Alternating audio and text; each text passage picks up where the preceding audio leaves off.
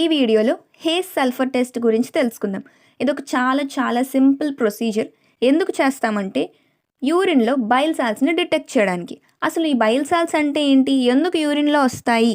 అంటే దీనికన్నా ముందు అసలు అవి ఎక్కడి నుంచి ప్రొడ్యూస్ అవుతున్నాయి?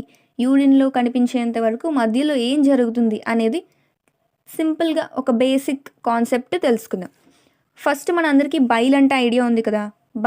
Bile juice. అదెవరు? లివర్ ప్రొడ్యూస్ చేసింది. లివర్ ప్రొడ్యూస్ చేసిన తర్వాత అది గాల్ బ్లాడర్లో స్టోర్ అవుతుందన్నమాట. ఇప్పుడు ఆ బైల్ కంపోజిషన్ చూసేసరికి అందులో 97.6% వాటర్ ఉంటుంది.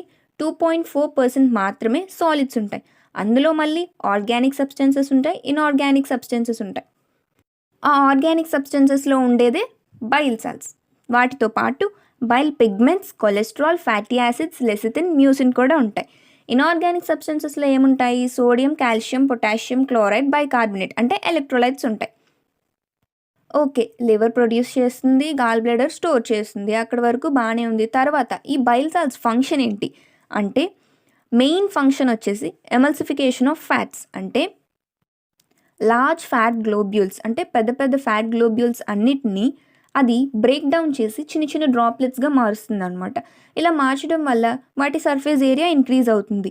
అప్పుడు దాని మీద ఫ్యాట్స్ మీద యాక్ట్ చేసే ఎంజైమ్ ఏంటి? లైపేజ్. ఆ లైపేజ్ వచ్చి వాటి మీద యాక్ట్ చేసి మనకి డైజెషన్ ఇంకా అబ్జార్ప్షన్ బాగా అయ్యేటట్టు చేస్తుంది. తర్వాత ఇది ఒక్క ఫంక్షనే కాకుండా వీటితో పాటు మిగతా ఫంక్షన్స్ కూడా చేస్తుంది. కానీ మేజర్ ఫంక్షన్ అయితే ఎమల్సిఫికేషన్ ఆఫ్ ఫ్యాట్స్ అని గుర్తుంచుకోవాలి. దీంతో పాటు అది ఇంకా చేసే ఫంక్షన్స్ ఏంటంటే చాలగాంగ్ యాక్షన్. దీనివల్ల ఏంటంటే అది గాల్ బ్లాడర్ని స్టిమ్యులేట్ చేస్తుంది. ఎందుకంటే ఆల్రెడీ స్టోర్ చేస్తున్న బైల్ జ్యూస్ని రిలీజ్ చేయడానికి స్టిమ్యులేట్ చేస్తుంది. ఇంకా కొలెరెటిక్ యాక్షన్. కొలెరెటిక్ యాక్షన్ అంటే లివర్ని స్టిమ్యులేట్ చేస్తుంది.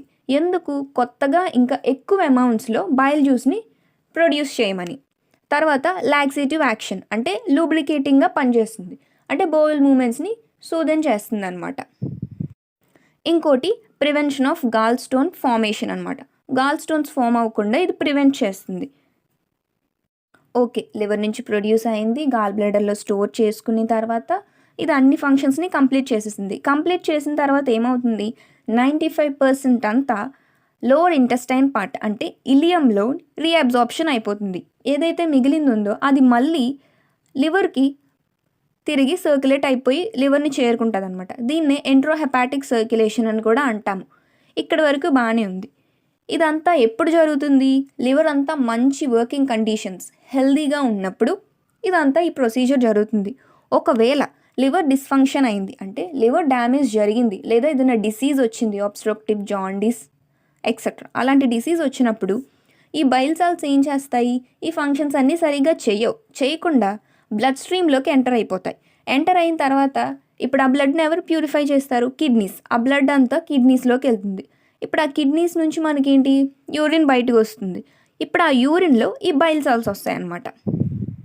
ఇప్పుడు మనము ఆ యూరిన్ని తీసుకెళ్ళి హేస్ సల్ఫర్ టెస్ట్ చేసామంటే అప్పుడు లివర్లో ఏదైనా డ్యామేజ్ ఉందని చెప్పి మనం ఐడెంటిఫై చేయొచ్చు. ఇప్పుడు ప్రొసీజర్ చెప్పాను కదా, చాలా ఈజీ ప్రొసీజర్. ఏం చేయాలంటే 2 టెస్ట్ ట్యూబ్స్ తీసుకోవాలి. Clean and dry test tubes తీసుకుని ఒక దాంట్లో 5 ml యూరిన్ ఫిల్ చేయాలి, ఇంకో దాంట్లో 5 ml distilled water. Distilled water ఏంటంటే కంట్రోల్గా యాక్ట్ చేస్తుంది.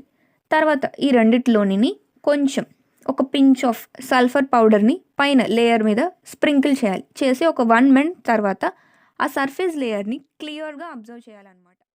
ఇప్పుడు మీరు అబ్జర్వ్ చేసినట్టయితే యూరిన్లో వేసిన సల్ఫర్ పౌడర్ అంతా కిందకి సింక్ అయిపోయి టెస్ట్ ట్యూబ్ యొక్క బాటంలో సెటిల్ అయిపోయి ఉంది. అదే డిస్టిల్ వాటర్లో వేసిన సల్ఫర్ పౌడర్ ఏమైంది? సర్ఫేస్ లేయర్ మీదే ఫ్లోట్ అవుతూ ఉంది. ఇదంతా ఎందుకు? దీని వెనుకున్న రీజన్ ఏంటంటే ఇప్పుడు బైల్ సాల్ట్స్కి ఒక యూనిక్ ఎబిలిటీ ఉంటుంది. ఏంటంటే అవి లిక్విడ్స్ యొక్క సర్ఫేస్ టెన్షన్ని రెడ్యూస్ చేస్తాయి, అంటే తగ్గిస్తాయి.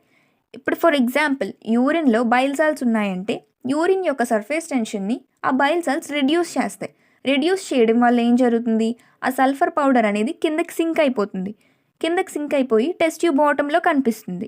అదే ఇప్పుడు మనం డిస్టిల్డ్ వాటర్లో ఎటువంటి బైల్ సాల్ట్స్ లేవు, అది జస్ట్ ఒక ప్లెయిన్ వాటర్ కాబట్టి మనం వేసిన సల్ఫర్ పౌడర్ పైన సర్ఫేస్ లేయర్ మీద ఫ్లోట్ అవుతూ కనిపిస్తుంది అనమాట.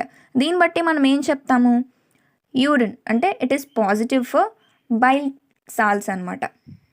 ఒకవేళ యూరిన్ శాంపిల్‌లో కూడా సల్ఫర్ పౌడర్ ఏసాక అది పైన ఫ్లోట్ అవుతూ కనిపిస్తుందంటే నెగెటివ్ అని చెప్తాం. అంతే. ఎంత సింపుల్‌గా మనం యూరిన్‌లో బైల్ సాల్ట్స్‌ని డిటెక్ట్ చేయొచ్చు. Thank you for watching.